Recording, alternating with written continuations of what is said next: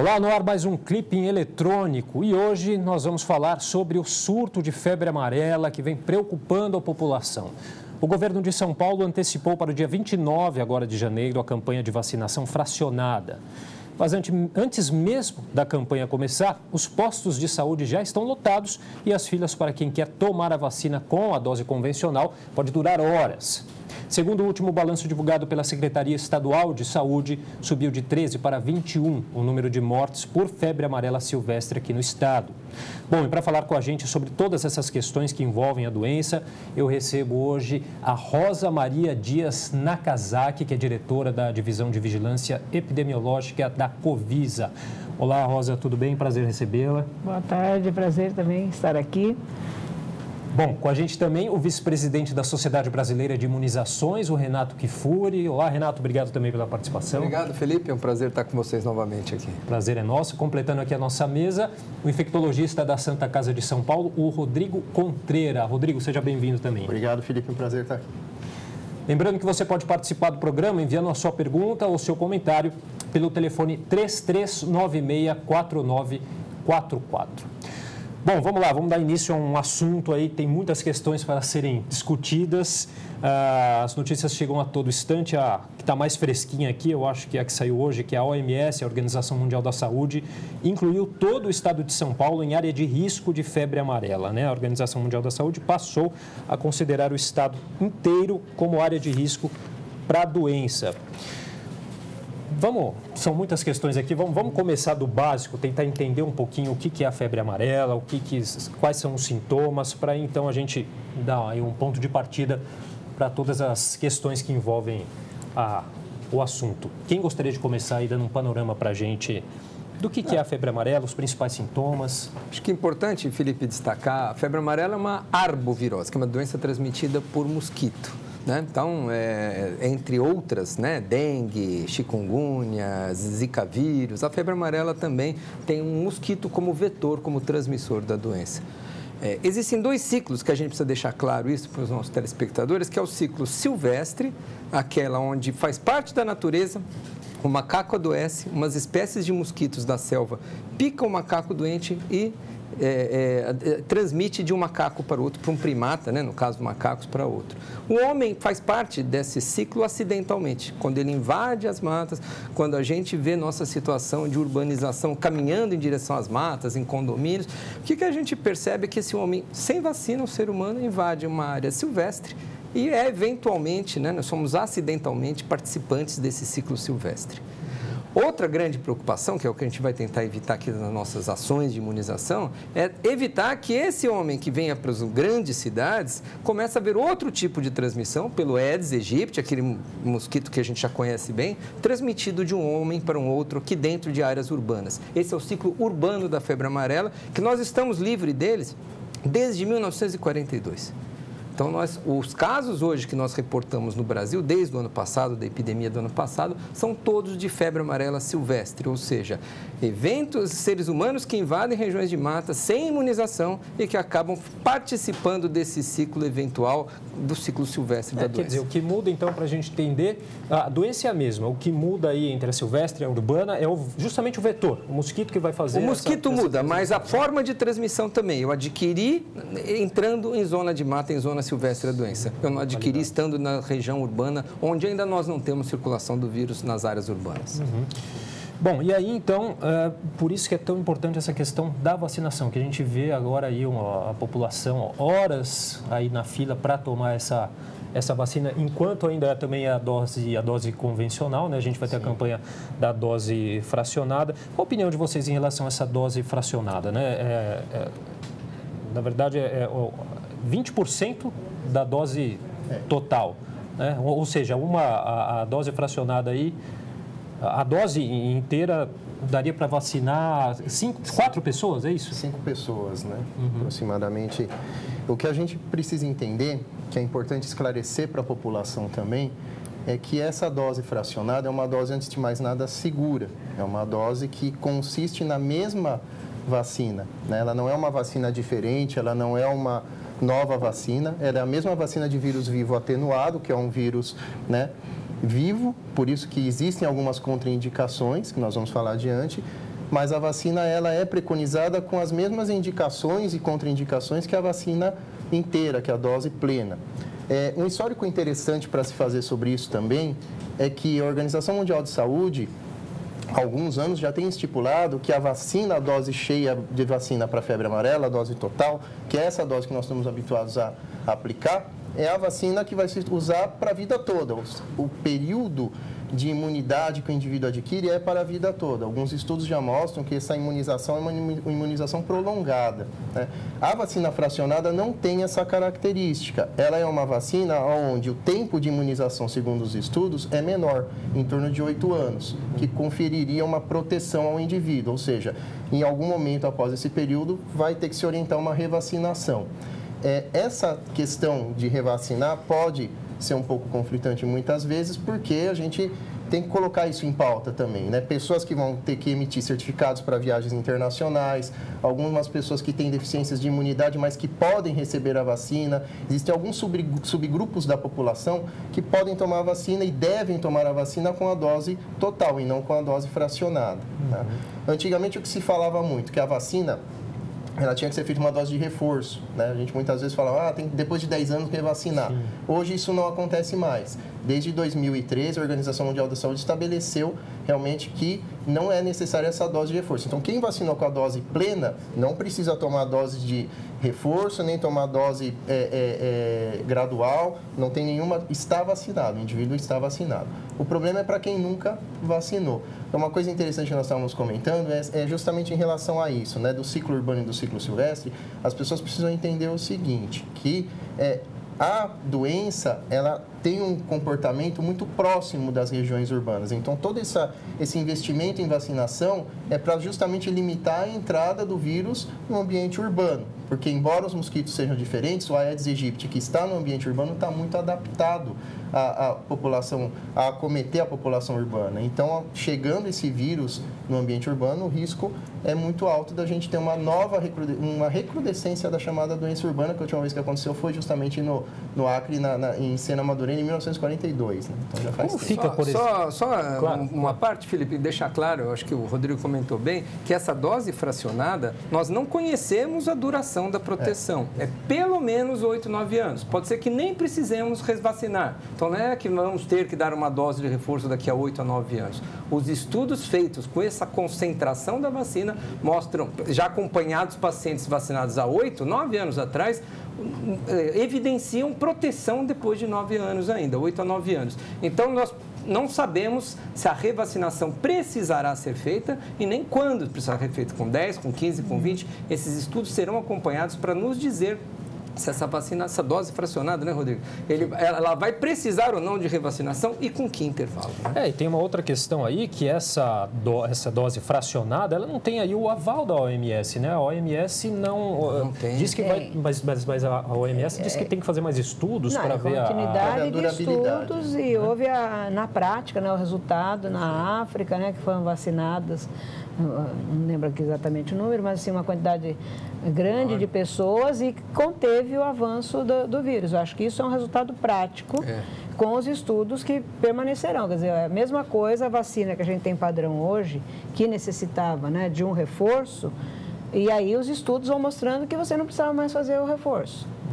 Acho que é a mesma situação, é o acompanhamento, né, do uso da dose, depois os estudos que vão ser feitos sobre essa população vacinada, que vai nos dizer se vai precisar ou não termos um reforço. Esse fracionamento, Felipe, a Rosa disse bem, é uma recomendação da Organização Mundial da Saúde. A Organização Mundial da Saúde preconiza o uso de doses recomendadas exatamente nessas situações. A primeira experiência na República Democrática do Congo e algumas regiões da Angola foi uma solicitação da Organização Mundial da Saúde no momento de uma grande epidemia, onde milhões de doses eram necessárias e não havia abastecimento, produção suficiente de vacina. Mas então, hoje nós para países que não... Aí é uma certificação que depende mais burocraticamente do que uma questão técnica e científica.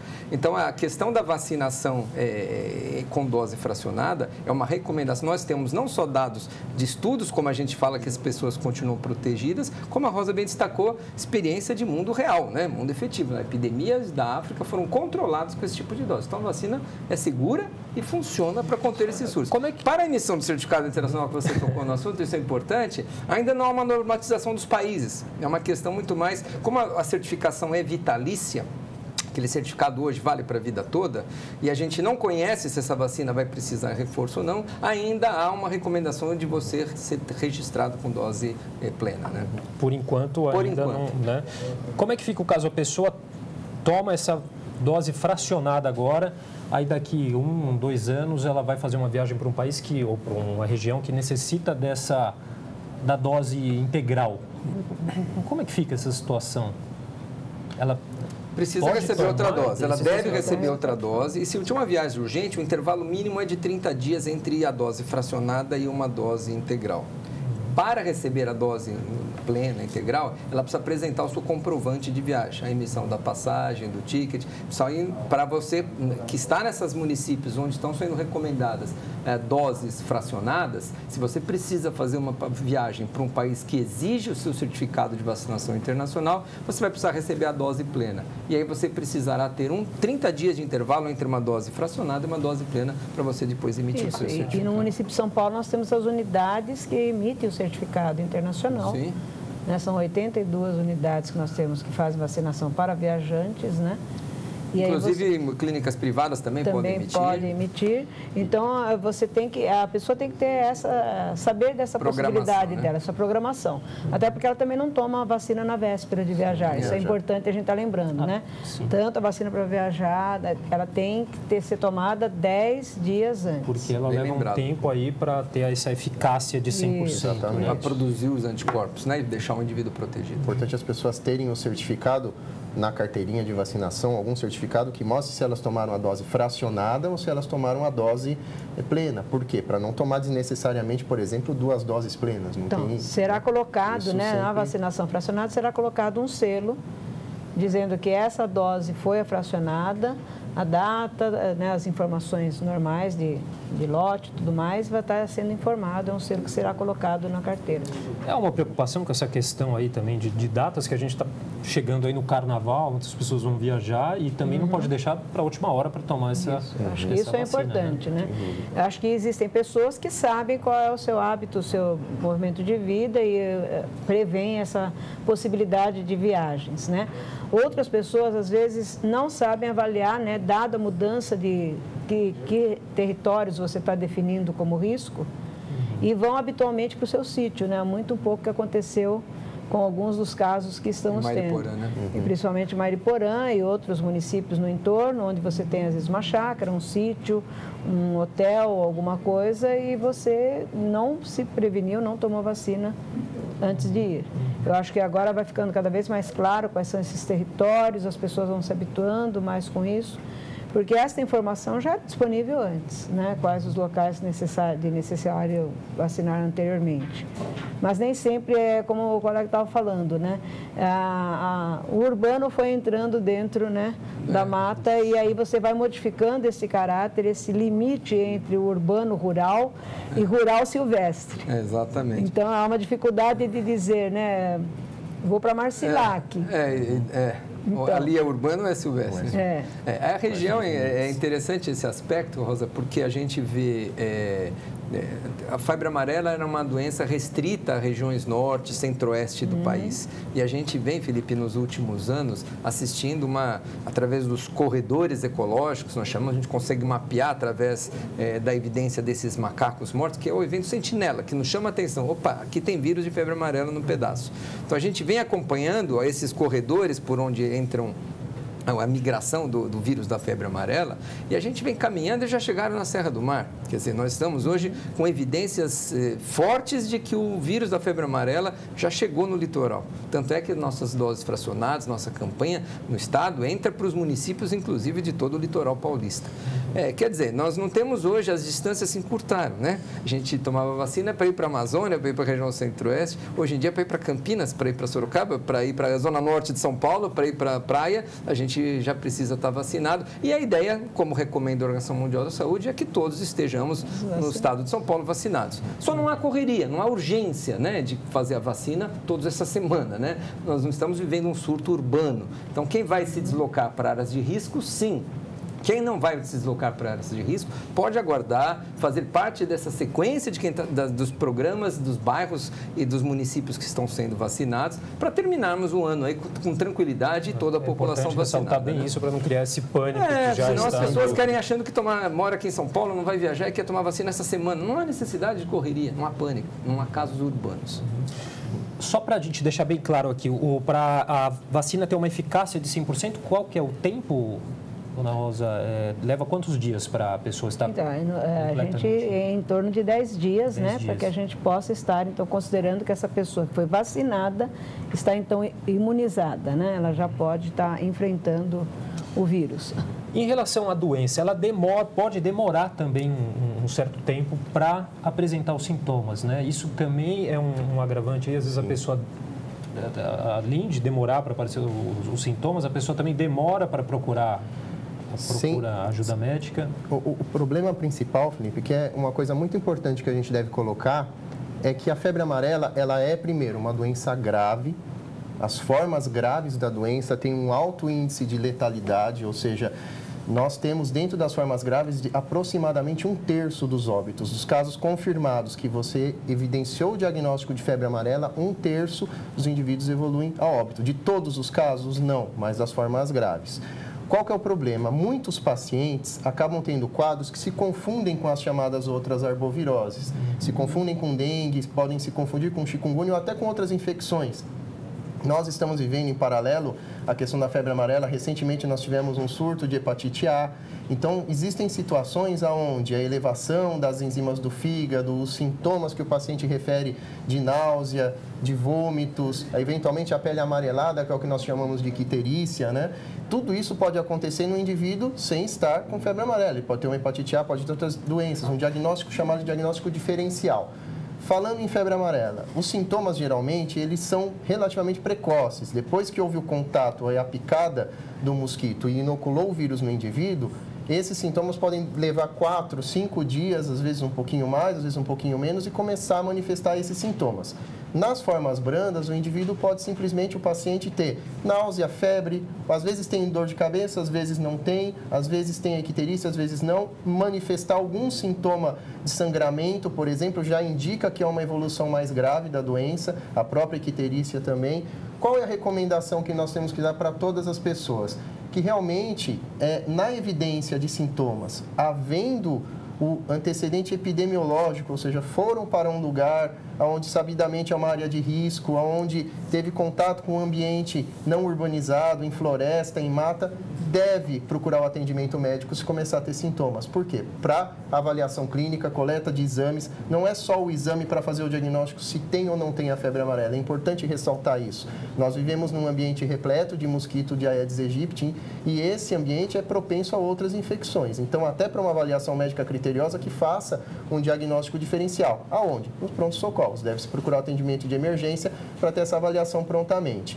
Dentro dessa avaliação é que nós vamos poder justamente dizer se o indivíduo, o paciente, ele tem um diagnóstico clínico presumido de febre amarela, porque é importante, porque a notificação da doença é dos casos suspeitos. Nós não notificamos caso confirmado, esperar só confirmar por exames que tem a febre amarela. A notificação é de caso suspeito. Houve a suspeita, o paciente é notificado, justamente para isso fazer parte também de um conjunto das chamadas barreiras de prevenção, de evitar que os indivíduos também fiquem fora do ambiente hospitalar, correndo risco, até porque a evolução da doença desfavorável é rápida. Uma vez que o paciente começa a ter esses outros sintomas de febre persistente, piora da função renal, ou seja, o indivíduo começa a ter problemas para urinar, começa a ter uma elevação das enzimas do fígado. Todo esse quadro clínico florido leva o indivíduo a óbito. Pode levar o indivíduo a óbito em até 1/3 dos casos. Isso não é uma estatística nossa, brasileira, isso segue um padrão mundial. Se nós pegarmos séries mundiais de casos de 1.800 casos num ano, em vários lugares do mundo, cerca de 700 que tem a forma grave evoluem a óbito. Então, 1/3, daí a preocupação em estar vacinando. Não é uma situação onde a gente está diante de uma doença que de cada 100 mil pessoas, uma evolui a óbito. Não, é uma mortalidade mais elevada. Então, a importância de estar orientando a vacinação como um caráter protetor, além das outras medidas, né, o uso de repelentes, inclusive, principalmente para aquelas pessoas que não podem ser imunizadas, né, tendo as medidas de barreira, é de extrema importância para evitar essa mortalidade. Agora, bom, essa vacina fracionada, claro, aí é para ver uma economia também aí de vacinas. Como está essa situação em relação à quantidade? Aqui no estado de São Paulo, o estado está preparado para vacinar todas as pessoas que estão aí?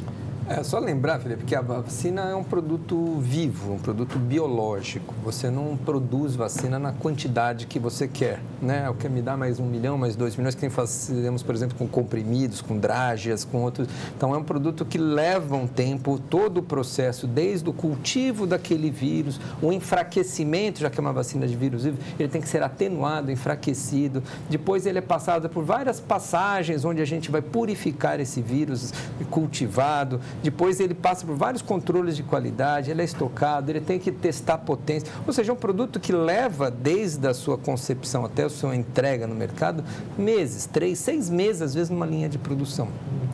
Então, tudo isso limita o uso em larga escala de uma vacina como essa.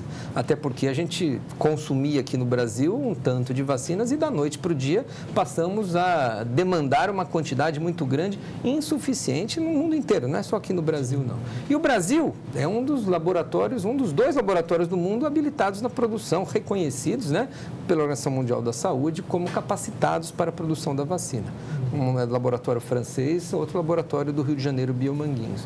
E nós fornecemos vacina para a epidemia da África, para todo mundo. Nós somos uma das grandes fontes de fornecimento de vacina para o mundo todo. Então, certamente, a capacidade hoje produtiva brasileira e mundial não atende à demanda que nós temos num curto espaço de tempo. Nós conseguimos produzir vacina para vacinar, por exemplo, toda a população brasileira, em 1, 2 anos a gente conseguiria. Mas, para a situação atual, não é que economia de dinheiro, não há vacina suficiente hoje, num curto espaço de tempo, para vacinar regiões densamente povoadas que nem São Paulo, Rio de Janeiro, grandes centros urbanos. Então, a estratégia de fracionamento visa atender num curto espaço de tempo, né? Nós não temos 2 anos para vacinar todas essas regiões, precisamos vacinar em um período mais curto, uma população grande, né? Então, esse fracionamento se demonstrou seguro, se demonstrou eficaz e, em mundo real, mostrou suficiente para controlar epidemias. Então, é o que certamente, acertadamente, o nosso governo está fazendo hoje. Deixa eu só lembrar aqui, passar o nosso telefone novamente, 33964944. Você que está nos assistindo, quer enviar um comentário, uma pergunta aqui para os nossos convidados, só ligar aqui para o nosso telefone 33964944. Ainda falando sobre essa questão da dose fracionada, os estados que vão aderir a essa campanha são Paulo, Rio de Janeiro e Bahia, é isso mesmo? Por que Minas Gerais? Minas Gerais também teve casos, mas Minas Gerais não entra nessa Minas campanha, já era, né? uma área de recomendação vacinal na rotina, Há mais de 10 anos. Então, você tem uma situação epidemiológica diferente, né? Então, inicialmente se pensou as capitais, né, desses 3 estados, mas depois também o quadro epidemiológico foi mudando e aí isso foi sendo mudado. Acho que tem uma coisa importante também que a gente precisa estar falando, que o único instrumento que a gente tem, o instrumento que a gente tem não é só a vacina, a gente tem um instrumento importante que é o controle do Aedes, né? Para a forma urbana, né? Para a forma urbana que precisamos chamar atenção sobre isso, né? Quando o colega coloca que tem que notificar imediatamente, né?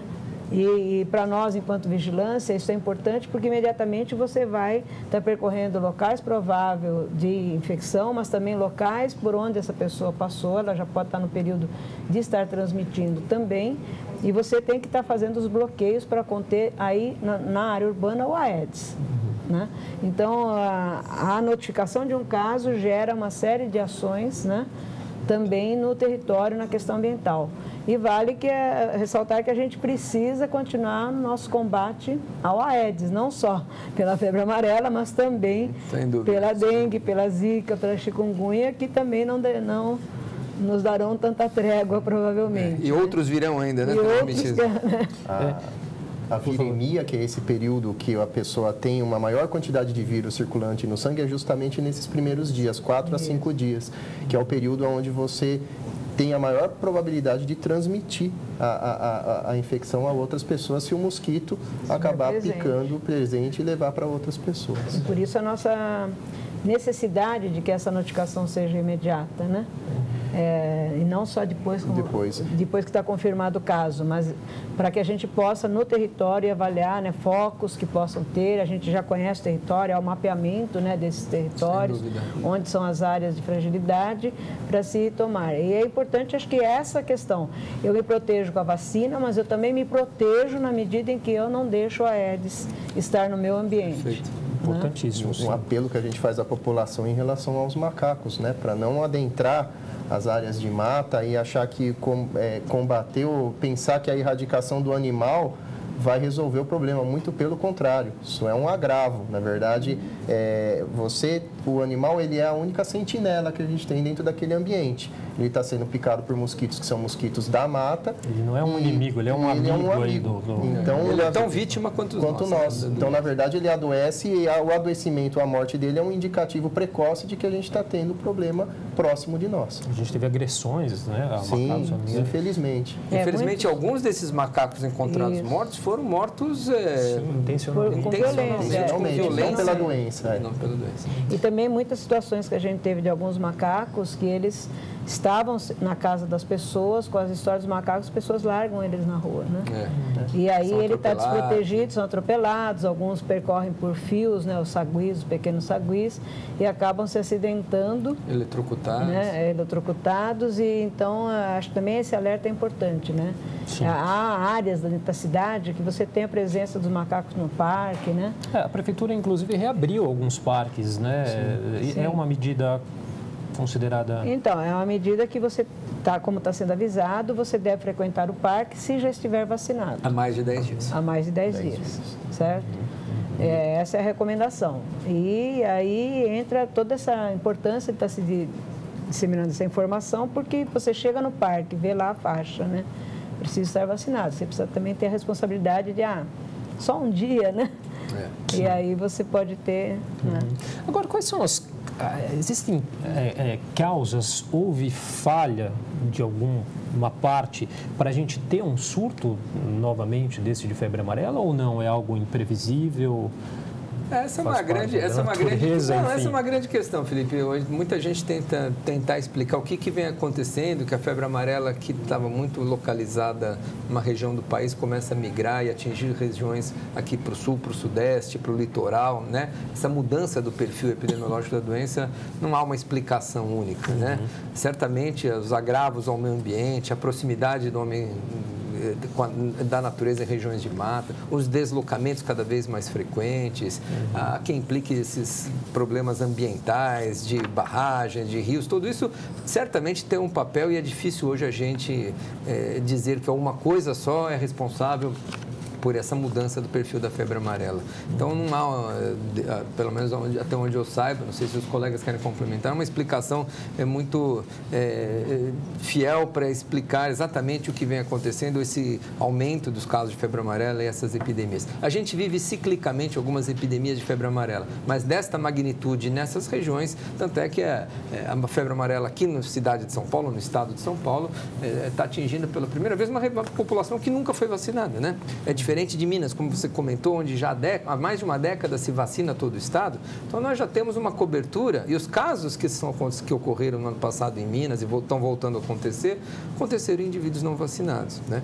Então, zona de mata, indivíduos não vacinados, naquele sítio, naquelas regiões onde, infelizmente, o indivíduo vive lá, é fornecida a vacina gratuitamente e não houve aí a procura, não houve ainda a vacinação desses indivíduos. Então, aqui em São Paulo, nós temos um contingente populacional nunca antes vacinado, porque nunca fez parte do calendário vacinal em São Paulo, pelo menos nas últimas décadas. Vocês gostariam de complementar? Em verdade, essa questão, né, como o colega colocou, é muito pertinente porque a tendência é a gente buscar uma teoria, né, uma coisa que justificasse isso, né? E sem dúvida, quando a gente observa do ano passado para cá, seguiu um padrão, né, de Minas Gerais para o Espírito Santo, Rio de Janeiro, São Paulo, regiões que não estavam dentro desse perfil anteriormente. Mas os fenômenos ambientais, eles podem não se limitar a um grande desastre, né, necessariamente. O que a gente deve entender é que todo e qualquer fenômeno ambiental, mesmo a ocupação desordenada, muitas vezes de ambientes onde não deveriam existir moradias, mas por uma série de fatores, né, acabam acontecendo, essa ocupação desordenada, na verdade, faz o efeito inverso, né? Não é que o vírus está avançando a região urbana, na verdade, a região urbana, muitas vezes, acaba avançando e se confundindo com regiões onde existe o vírus. Daí, para acontecer dentro de uma unidade tão populosa e povoada como a nossa, um surto é uma questão, às vezes, de semanas ou dias. Daí a importância de tentar bloquear isso. Ana Rosa, gostaria de complementar essa questão? Eu acho que os colegas já exploraram. Resumiram bem, né? É. E toda essa preocupação, então, para a gente não voltar a febre amarela urbana, desde 1942, né? A vacina é disponível aqui no Brasil desde 1937, né? A vacina nessa época, na década de 30, no final da década de 30, que conseguiu a erradicação da febre amarela urbana. E os casos, nas últimas décadas, vêm sendo restritos às áreas silvestres, nesse ciclo silvestre que a gente falou. Macaco infectado, mosquitos da selva picando eventualmente, acidentalmente, seres humanos que participam desse ciclo silvestre. E aí esse foi a nossa ações de imunização, de vacinação e todas as outras ações que a Rosa comentou, no sentido de evitar a reintrodução da sua forma urbana, que aí para controle seria muito mais difícil do que você restringir a vacinação ou as ações de imunização naqueles indivíduos que frequentam as áreas silvestres, as zonas de risco, né? Ainda tem gente que diz, né, a gente escutou isso no começo da vacinação, correntes aí de pessoas falando que a vacina podia ser perigosa, ter efeitos colaterais. O quanto disso aí é mito, o quanto tem razão? Sim, nós sempre devemos entender que essa vacina é uma vacina de vírus vivo atenuado. Quando a gente reitera isso muitas vezes, é por quê? Porque ela traz alguns efeitos colaterais, uma incidência de efeitos colaterais um pouquinho maior do que uma vacina, por exemplo, como uma vacina de gripe, uma vacina de vírus inativado, uma dose de reforço para tétano. Essas vacinas geralmente são absolutamente, ou quase que na sua totalidade, inócuas, com efeitos locais apenas, geralmente, da aplicação, e que são passageiros. Quando nós colocamos uma vacina com um vírus que é vivo dentro de um indivíduo, existe a chance desse vírus, na verdade, se tornar um causador de uma doença. Em quem? Na pessoa que não poderia receber a vacina, na pessoa que tem a imunidade muito baixa. Por isso, a necessidade da avaliação médica em qualquer caso que exista uma suspeita de que esse indivíduo não deva receber a vacina. Por exemplo, nós temos uma população com uma faixa etária cada vez mais elevada e é uma preocupação do idoso em receber a vacina, né? É proibido o idoso receber a vacina? Não. É contraindicação absoluta? Não. Mas tem que ter uma avaliação médica. Por quê? Porque se esse paciente idoso, da mesma forma como um paciente jovem, ele usar corticoides, ele usar alguma medicação para alguma doença, por exemplo, uma artrite, um lúpus, alguma doença da imunidade, pacientes com AIDS que têm a imunidade muito baixa, são algumas das muitas condições, e por isso que isso deve ser avaliado individualmente, que não poderiam receber a vacina. Por quê? Pelo risco de desenvolver uma doença que a gente chama de doença vacinal. Esse risco é alto? Não, é baixo. É um risco baixo. A gente deve reiterar que esse risco é baixo. E são dois grandes problemas de maior gravidade que podem acontecer nesses pacientes. É um fenômeno que a gente chama de fenômeno neurotrópico e é um fenômeno que a gente chama de viscerotrópico. Traduzindo isso em um termo mais geral, a doença, a vacina acabar causando um quadro semelhante à doença da febre amarela em uma pessoa que tem a imunidade extremamente baixa e que não poderia ter recebido essa vacina, né? Ou sintomas neurológicos. A incidência desses sintomas é muito baixa. Só que nós devemos lembrar que agora, nesse momento, nós estamos vacinando um grande contingente populacional. Então, certamente, podem aparecer casos que a pessoa não deveria ter recebido a vacina e inadvertidamente recebeu. Ou mesmo nas pessoas que não tinham nenhuma contraindicação a princípio, porque sequer sabiam que tinham alguma doença relacionada à imunidade. Mas, justamente por assim, a gente tem que tomar cuidado em também não sair orientando todas as pessoas a fazerem uma imunização obrigatória, mas também não criar pânico no sentido de que esses eventos adversos, esses efeitos colaterais, vão acontecer num contingente grande da população, porque não é verdade. Os mais comuns, depois que se faz a aplicação da vacina, que é uma reação esperada, natural, nos primeiros dias não sentir nenhum efeito colateral, depois de 6 a 7 dias, eventualmente a pessoa pode ter um pouquinho de dor muscular, algum sintoma um pouco mais frustro, né? Dor de cabeça, tudo passageiro, nada que vai progredir. Se algo acontecer de maior monta depois desse período, ou seja, febre persistente, mal-estar, náusea, vômito, e por causa da vacina e não porque foi em algum lugar de risco, a pessoa deve procurar um pronto-socorro imediatamente, inclusive porque deve ser notificado para a coleta do exame para ver se o doente não desenvolveu uma doença vacinal, uma doença pela vacina. Então, por quê? Porque o vírus da vacina tem que ser identificado, né? Justamente com exames de sangue. Bom, para a gente deixar, eu acho que sempre é importante ressaltar aí, as principais áreas de risco e quem deve se vacinar. Acho que são questões quem gostaria. Bom, as áreas de risco a gente sempre são muito dinâmicas, né, Felipe? O que a gente disser hoje aqui pode ser que amanhã, pela evidência de se encontrar um macaco, um primata com doença, isso mude. Então, é importante a gente sempre consultar os órgãos públicos que divulgam os municípios, as áreas onde há indicação de vacinas. Então, isso é importante, isso é dinâmico, isso muda. Os órgãos confiáveis também, né? É importante a gente falar que normalmente quando tem essas notícias, acontecem muitas notícias falsas também nas redes sociais. Exatamente. É muito comum mesmo. Então, é importante nesses órgãos oficiais a gente procurar saber que se o seu município que você vive está incluído, se o seu bairro, sua região necessita de vacinação. Quem deve ser vacinado? Indivíduos de 9 meses, crianças a partir dos 9 meses, até os menores de 60 anos de idade, na rotina, exceto nas situações onde o Rodrigo acabou de comentar. Pacientes que têm alguma baixa da sua imunidade por qualquer motivo. Gestantes e mulheres que estão amamentando bebês menores de 6 meses de idade também devem ser avaliados o seu risco, porque é um grupo que também pode responder mal à vacina, pode trazer algum prejuízo ao bebê, então precisam ser avaliados se realmente precisam ser vacinados. Lembrar que não há uma necessidade de avaliação médica para receber vacina se você faz parte desse grupo. As equipes de vacinação do nosso estado e município saberão avaliar nos seus postos de saúde as condições dos pacientes de acordo com os medicamentos que recebem, da doença que tem, se podem ou não receber a vacinação. Então, tem um câncer, está em quimioterapia, um transplantado, é portador do vírus HIV, vive com AIDS, essas pessoas precisam ser avaliadas individualmente. População saudável, que não tem nenhuma dessas doenças crônicas, de 9 até 60 anos de idade, devem ser vacinadas nessas regiões onde tem indicação. Acima dos 60 anos, também, só que aí avaliando, como o Rodrigo comentou, sua condição de saúde pela própria equipe de saúde. Gestantes e mulheres que estão amamentando bebês menores de 6 meses de idade devem também ter sua avaliação individualizada. Bom, nosso tempo já está chegando aí ao fim.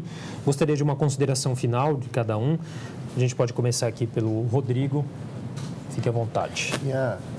As considerações em relação a esse momento que nós estamos vivendo, né? Elas se voltam muito não só para a questão da vacinação, né? É importante que a gente deva colocar tudo o que norteia essa doença. Então, sem dúvida, a vacinação é o ponto que nós focamos mais, a gente acaba conversando mais sobre a vacinação, mas não se esquecer do combate ao Aedes aegypti. O combate ao Aedes aegypti, ele tem uma série de importâncias, não só relacionada à febre amarela, mas, sobretudo, a toda a gama de doenças que ele pode trazer com ele. Então, a dengue, o chikungunya, o próprio zika vírus, uma série de outras arboviroses que podem ser transmitidas por esse mosquito. Se nós conseguirmos erradicar esse mosquito e o cuidado de cada cidadão é muito importante nesse processo, certamente é uma medida em paralelo à imunização, na qual nós vamos estar diminuindo o risco de aquisição da doença e de ter um novo ciclo de febre amarela urbana, que, infelizmente, pelo momento ao qual nós estamos vivendo, ainda não está completamente descartado. Todas as medidas estão sendo tomadas pelos governos para se tentar bloquear isso e cabe à população também fazer o seu papel em relação ao controle do vetor. Tá certo. Eu já aproveito para agradecer a participação do Rodrigo Contreira, que é infectologista aqui da Santa Casa de São Paulo. Com a palavra agora a dona Rosa Maria. Eu acho que é importante que o Rodrigo falou, a questão do controle do Aedes, né? Eu acho que isso é uma luta permanente, né? O pessoal das zoonoses em todo o território do município de São Paulo. É importante também a vacina estar chegando, né? Para começarmos a dose fracionada. A gente precisa ter calma da população, como a gente já falou, todos falamos aqui. Todas as unidades por território vai ser organizado para essa vacinação, a segurança, né, da vacina, é importante a gente estar ressaltando, né, para que a população não precise levantar à meia-noite, a 1h, às 2h da manhã, ir para a fila, né, porque isso tem que ter tranquilidade para a população, para também termos tranquilidade com as equipes técnicas, né, que estão treinadas, capacitadas para aplicar essa vacina adequadamente, né, com a população que necessita dela, as orientações que em alguns momentos são individuais, né, em todos os serviços. Isso eu acho que é muito importante. Eu acho que é uma colaboração entre a população, os técnicos, os profissionais que estão no serviço. Tá ótimo. Serão divulgados os postos, né, onde estarão sendo acontecida a vacinação, disponíveis no nosso site da Prefeitura. Tá certo. Dona Rosa Maria Dias Nakazaki, diretora da Divisão de Vigilância Epidemiológica da Covisa, também muito obrigado pela participação nos esclarecimentos. Obrigada.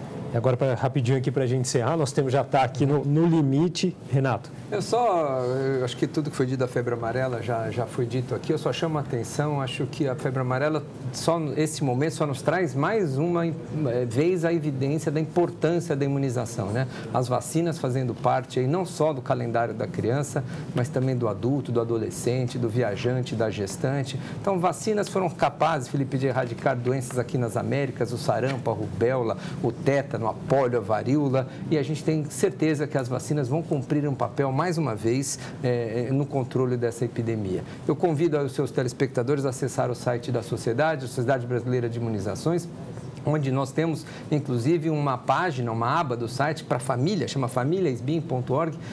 Vocês podem consultar o site, onde vocês têm toda a informação, uma verdadeira enciclopédia de vacinas aí para toda a população, com orientações de vacinas, com depoimentos de gente que já teve doença, gente que pode ser vacinado, que poderia ter evitado. Então, convido vocês aí a se vacinarem, não só contra a febre amarela, mas hepatite, sarampo, tétano, muitas doenças hoje preveníveis por vacina que podem ser evitadas. Tá certo. Agradeço também a participação do Renato Kfouri, vice-presidente da Sociedade Brasileira de Imunizações. Muito obrigado. Também. Obrigado, Felipe, pela presença.